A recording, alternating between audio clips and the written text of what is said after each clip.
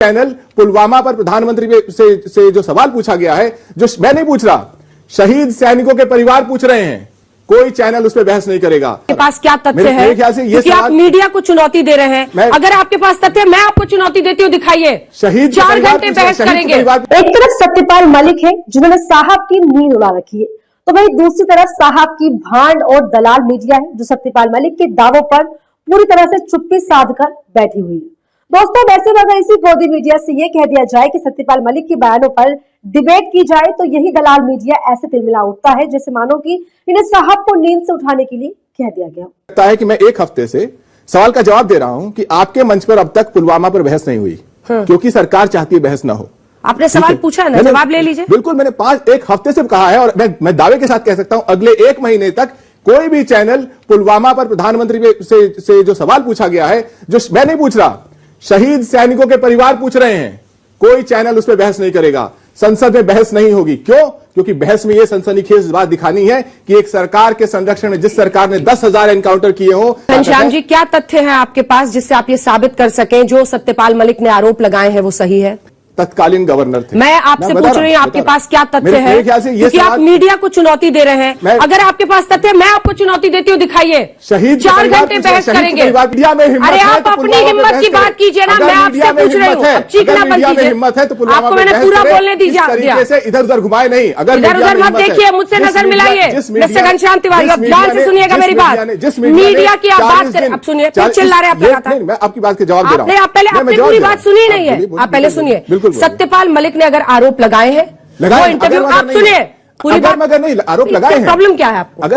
अगर आपके पास एक भी तथ्य है मिस्टर घनश्याम तिवारी, अभी मैं आपके आइए तो 5 मिनट में आपको देती हूँ, आप वो तथ्य दिखाइए कि कोई लेटर था सीआरपीएफ की तरफ से, जिस इंटरव्यू पढ़ेंगे। आज तक की वेबसाइट पे ये खबर है, आप सब लोग देख सकते हैं। पुलवामा अटैक, सत्यपाल मलिक के दावों पर घमासान। सत्यपाल मलिक जम्मू कश्मीर के केंद्र शासित मुझे पता था प्रदेश बनने से पहले यहाँ के आखिरी आपको जवाब नहीं देना है अतीक अहमद पर। दोस्तों, अंजुना कश्यप का ये रूप देखकर आप कहेंगे कि इनकी तो हैसियत ही नहीं है कि ये मैडम सत्यपाल मलिक के दावों पर बहस कर सके, बल्कि चोरी होकर मैडम सत्यपाल मलिक पर भड़कती हुई विपक्ष पर ही चढ़ने लगती है और सबूत मांगने लगती है।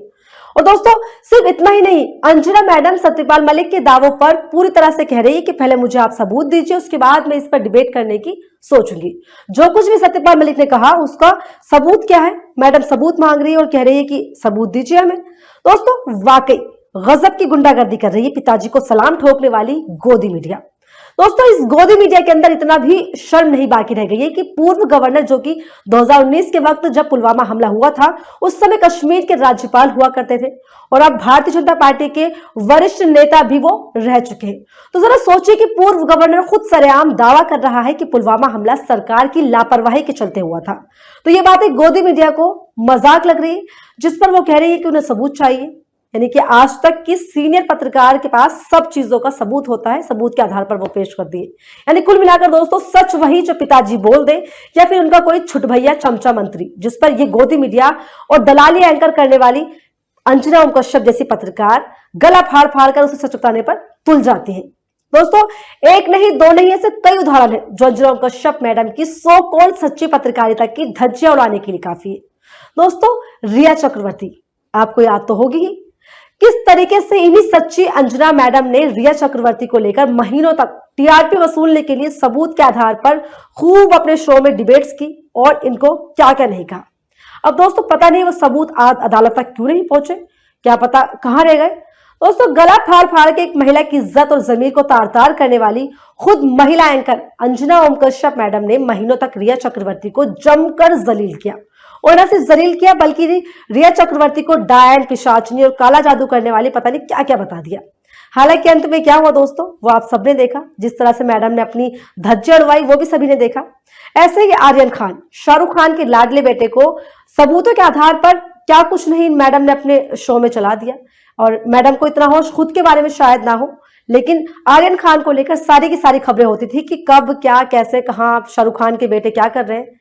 इन मैडम को यह भी नहीं पता होगा कि खुद इनका डेली रूटीन क्या है, लेकिन मैडम आर्यन खान पर पूरे सबूतों के साथ पूरी तरह से नजर रखी हुई थी।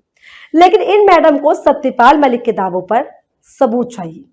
दोस्तों ये वही गोदी मीडिया है जो मुसलमानों को पकड़ पकड़ कर देशभक्ति का सर्टिफिकेट उनसे मांगती है। लाइव डिबेट शो में चिल्लम चाट मचाकर खूब दंगा भड़काकर शोरगुल करती है और देश और उनसे विपक्ष से वो सबूत मांगती है।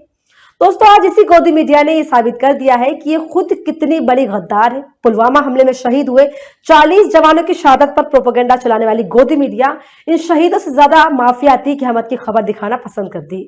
दोस्तों ये वही गोदी मीडिया है जो पिताजी को फायदा पहुंचाने के लिए रात दिन टीवी चैनलों पर बैठकर दंगे भड़कवाती है और न जाने कितना जहर उगलती है। और यही बेशर्म गोदी मीडिया आज पुलवामा हमले पे शहीद हुए 40 जवानों की शहादत पर सबूत मांग रही है और 56 इंच के सीने वाले साहब कहीं खामोशी से अलग अलग पोज देते हुए अपनी ही धुन में पूरी तरह से मशगूल है।